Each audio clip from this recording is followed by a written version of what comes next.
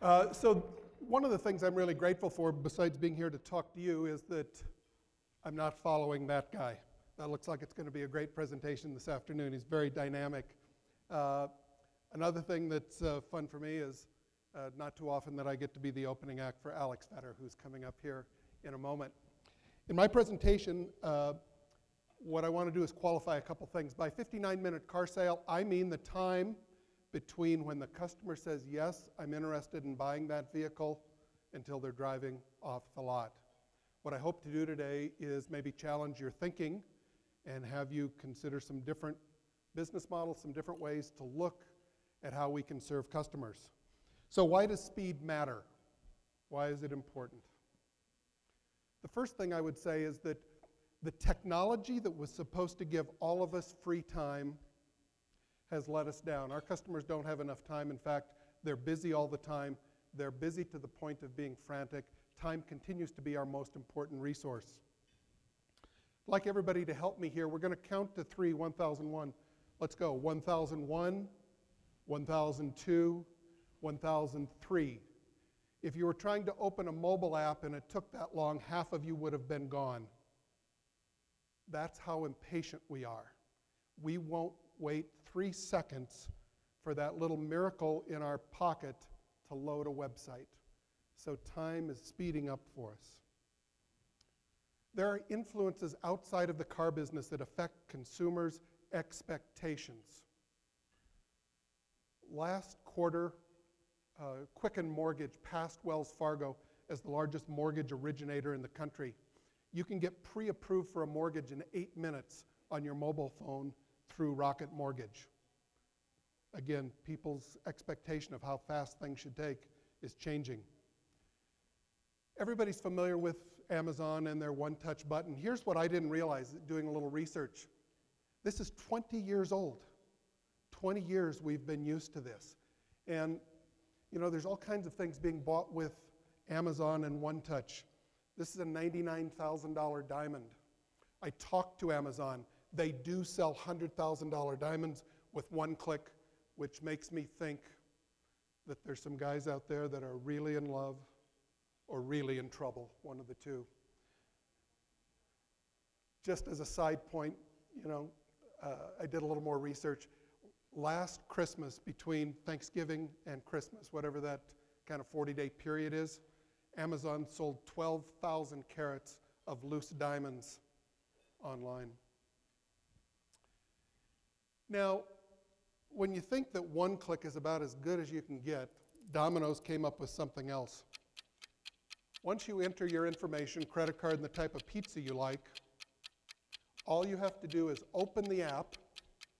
The counter clicks down, 10 seconds, we just ordered a pizza. That's zero-click ordering from Domino's. Now, I'm not going to confuse the purchase of a pizza with the purchase of a car, but you can see that outside influences are affecting how fast we think things should take. Another reason we should go fast is I believe there's a productivity imperative.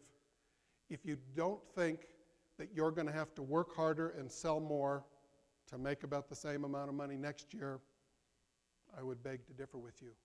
It's the nature of the U.S. economy is that we have to continue to increase efficiency and productivity. If you look at the NADA numbers from 2017, these are average numbers. I'm assuming there's no average dealers in the room, but for some average dealers out there, new car net profit was a minus 421, even used cars was minus 2. So there is a need for efficiency. Clearly, this isn't the picture we all hope to see. Another reason we need to speed up is that our customers don't like the way we're doing it. In this survey by IHS, 41% said they don't like the amount of time it takes to complete the purchase. The next thing they didn't like was the negotiation process. I suspect those two things are related. The time it takes, the uncertainty, sometimes the hassle or back and forth. Kevin Root did a study for Cox Automotive that shows the emotional states people go through as they purchase a car. And their emotions are pretty high. They're excited and into the satisfied range when they're meeting a salesperson and they start to build rapport. As they start to look at cars and compare models, they move into that confused, sometimes frustrated level. During the test drive, again, we're excited, we're optimistic. And as a side note here, the last two pieces of research that I saw said that consumers are telling dealers, we want more and better test drives. We want them to last longer. We want to learn more about the technology in the car. And they feel like they're getting shortchanged. When you look at this emotional graph, you can see that may be important. As we move into negotiating the price, working on payments, going into the finance office, looking at accessories, that emotional curve dips down into the disappointed, fearful, anxious, bored. I'm not saying every time, every customer, every dealer, but this is a large sample of customers. As you move into delivery, things get happier again, and I think this is actually kind of the bad news in a way, because I suspect that during the delivery may be the first time the customer got a thorough walkthrough and demonstration of the features of their vehicle from somebody who wasn't pressuring them to buy. So we go through this, and this may be a little snarky, but I'm going to do it anyway. We call that the valley of despair, when we're trying to figure out the price, the payment, when we're going back and forth. And all of the surveys back it up, that this is the part of the transaction that customers like the least. I want to look at how we create value historically. This has been the model for, I don't know how many years, certainly decades, that the dealer is where you get the product info. The dealer is the expert, and for many years this was certainly the case. Product access, still very important to carry those large multi-million-dollar inventories to give a customer the opportunity to drive up and look at hundreds of cars in the flesh. The dealer was the arbiter of the trade-in market. They were the ones that could appraise your car and make a deal, either buy your car or take it in trade.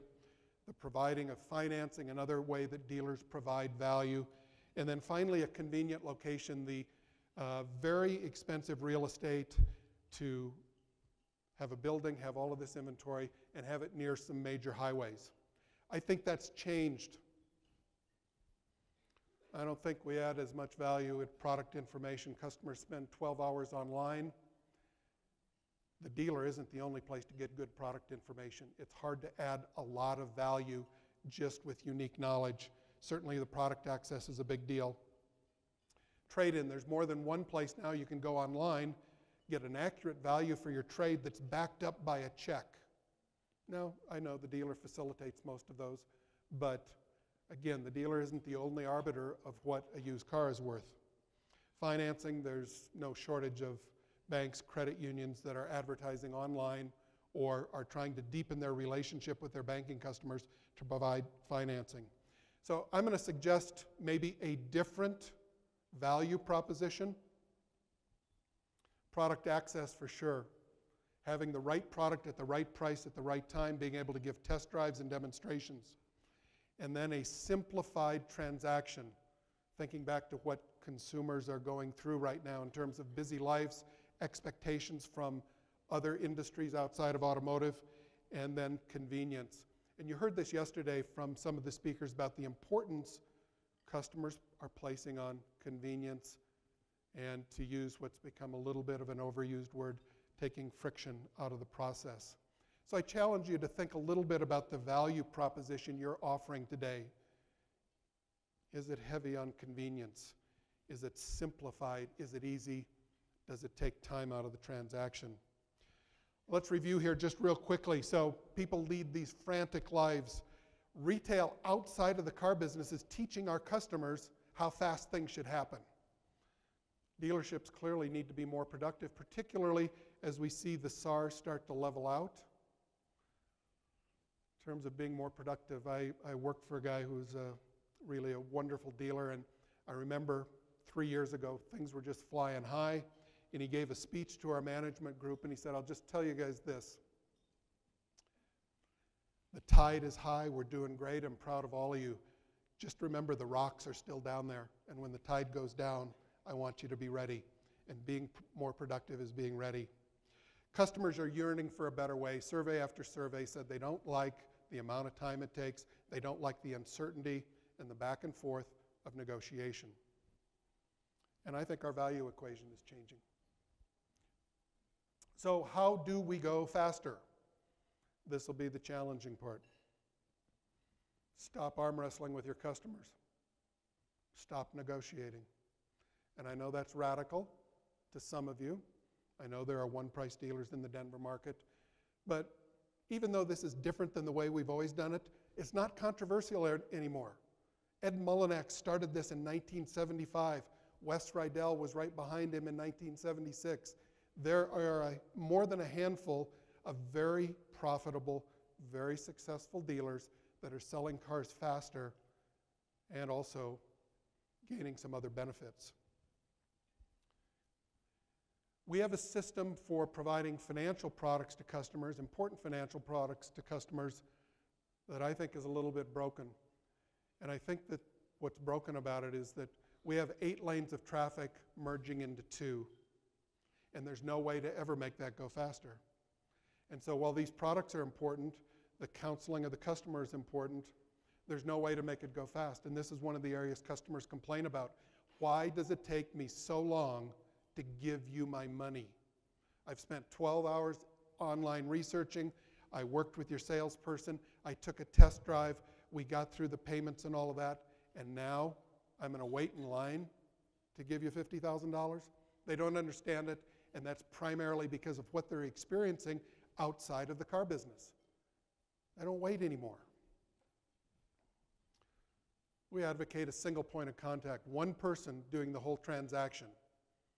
One person with some support, but one person doing the whole transaction. So this is the person that has rapport, that's explained the car, that's explained the technology, that's gone on the test drive, and now they're the ones that are going to show the menu and suggest the financial products based on that customer's unique situation. Again, this may sound kind of radical, or why would we do it that way? But it's not controversial anymore. It's happening across the country. And it's happening because we have software now to help customers and salespeople do this. This is a shot from a company called Dealer Science. I like them because their payments are accurate to a penny. And so that salesperson can run somebody through the payments, they can show them the financial products, and now instead of, let's say you have 12 salespeople going into 2 finance offices, we've got 12 lanes of traffic and we've got 12 finance managers. One of the ways they do this is not like aughts. Can't have a big menu. Can't have all of these different things we sell them. And so the way that stores are successful is with a smaller menu. So typically 4 or 5 financial products, the ones that are most valuable to customers, that are sold most often: warranty, gap, paint and fabric, tire. Maybe you have one other that's special to you. And what these dealers find is that with a simplified menu, their penetration goes up. And it goes up because the salesperson can understand it, the customer can understand it, and they've already spent some amount of time building rapport. One of the ways this system works is by changing the management structure in the store. If you're not negotiating the transaction, the role of the sales manager changes. The metaphor that I think is most apt is to think of them more as lifeguards. So if you're a lifeguard and you have somebody that's in trouble, you don't wait till they've drowned to jump in the pool. In fact, if you've got somebody new to car sales or new to swimming, you're probably right near the water. You may be in the water with them. So these sales managers, team leads we call them, are managing a team of typically 5 or 6 people, and they're involved in the transaction. They may be doing the appraisal. They're introduced early on. They may help with a financial presentation, and they only have 2 jobs. They have no administrative work, and their 2 jobs are to nurture and grow talent and to make car deals. Just those 2 things. And so you will not see them at the front door saying that goodbye, doing that TO, did you get everything you wanted, and hope you come back. They're involved early and often. So, going faster, quick review, upfront pricing. Takes a lot of time out of the process. And again, this isn't controversial. There are processes to do this. It's working across the country. Single point of contact. Customers prefer this. I just got to know this person. We've spent 30 or 40 minutes together. I like her. I like him. It's terrific. They understand me. We went for a great test drive. They don't want to be handed off.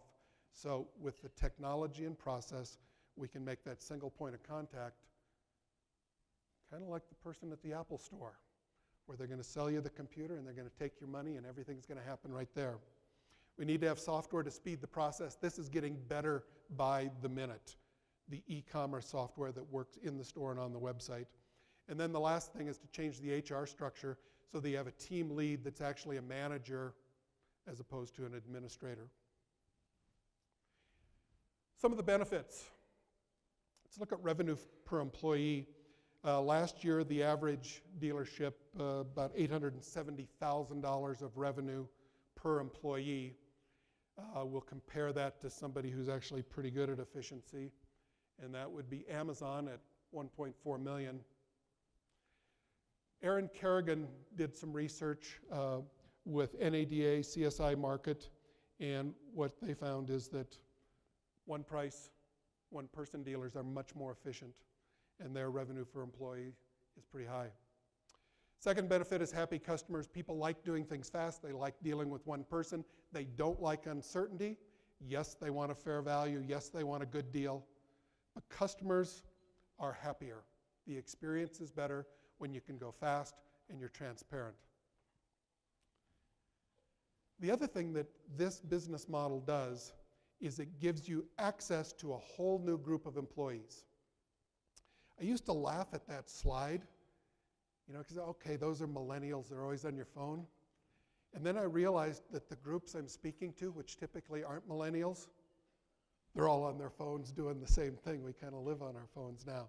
But with a process that doesn't have negotiation in it, that's faster and friendlier for the customer, there's a whole group of people that would like to work in that environment versus an environment where traditionally we've had to eat what we kill and work on a commission basis.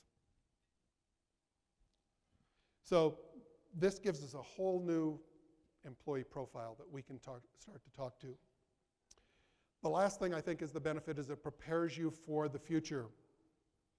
And here's what I mean.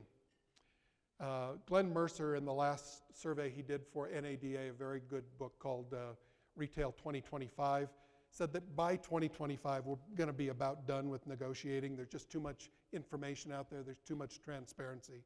So now may be the time to start thinking about that.